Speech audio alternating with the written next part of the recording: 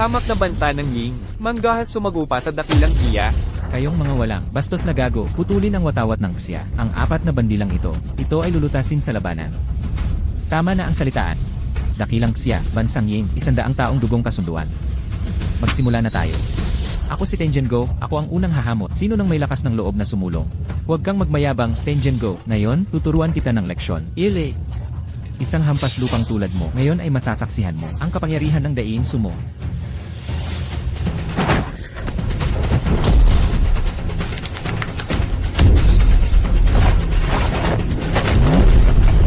Ang kapangyarihan ni Fujiwara Tsuyoshi ay hindi inaasahang napakalakas.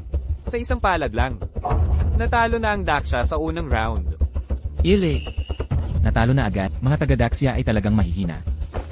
Dahil ako ang nagwagi, ang digmaang bandila ng Daxia ay dapat wasakin. Meng family, ingatan ng bandila.